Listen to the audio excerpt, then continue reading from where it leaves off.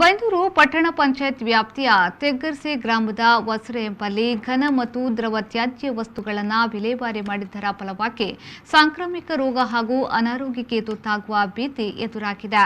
ಕೂಡಲೇ ತ್ಯಾಜ್ಯ ವಿಲೇವಾರಿಗೆ ಪರ್ಯಾಯ ವ್ಯವಸ್ಥೆಯನ್ನ ಕಲ್ಪಿಸುವಂತೆ ತಹಶೀಲ್ದಾರ್ ಶೋಭಾಲಕ್ಷ್ಮಿ ಅವರಿಗೆ ಗ್ರಾಮಸ್ಥರು ಮನವಿಯನ್ನ ಮಾಡಿದ್ದಾರೆ. ಊರಿನ ಗ್ರಾಮಸ್ಥರ ಪರವಾಗಿ ಬೈಂದೂರು ಗ್ರಾಮ ಪಂಚಾಯತ್ ಸದಸ್ಯ ಗೋಪಾಲ್ ಪೂಜಾರಿ ಅವರು ಈ ಬಗ್ಗೆ ತಹಶೀಲ್ದಾರ್ಗೆ ಮನವರಿಕೆಯನ್ನ ಮಾಡಿದ್ರು. ಇಲ್ಲಿ ಕಸ ವಿಲೇವಾರಿ ಮಾಡಿದುದರಿಂದ ಸ್ಥಳೀಯರಿಗೆ ತೊಂದರೆ ಉಂಟಾಗ್ತಾ ಇದೆ. ಪಕ್ಕದಲ್ಲಿಯೇ 1 ಫೀಟ್ಗೂ ಹತ್ತಿರದಲ್ಲಿ ಹೊಳೆ ಹರಿಯುವುದರಿಂದ ಕೊಳೆತ ಕಶ್ಮಲ ವಸ್ತುಗಳು ಹೊಳೆಯ ಮೂಲಕ ಹರಿದು ಗ್ರಾಮಗಳಿಗೆಲ್ಲ ಹರಡಿ ಕಡಲನ್ನ ಸೇರುವುದರಿಂದ ವಿವಿಧ ಸಾಂಕ್ರಾಮಿಕ ರೋಗಗಳು ಬರುವ ಸಾಧ್ಯತೆಗಳಿವೆ. ಕೃಷಿಯನ್ನೇ ಅವಲಂಬಿಸಿ ಬದುಕುವ ರೈತರಿಗೆ ಕಸ ವಿಲೇವಾರಿ ಮಾಡಿದುದರಿಂದ ಮಳೆ ನೀರು ಗದ್ದೆ ತೋಟಗಳಿಗೆ ಹರಿದು ಬರುವುದರಿಂದ ವ್ಯವಸಾಯಕ್ಕೆ ತೊಂದರೆ ಉಂಟಾಗಿ ಕಷ್ಟ ಅನುಭವಿಸುವಂತಾಗಿದೆ ಎಂದು ಹೇಳಿದರು.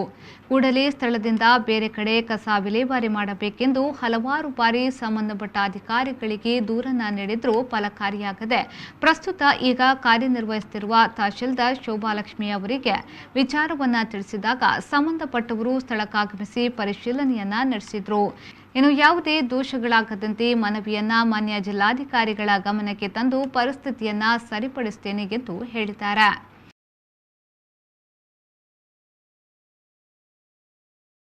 ರವಿರಾಜ್, ವಿ4 ನ್ಯೂಸ್, ಬೈಂದೂರು.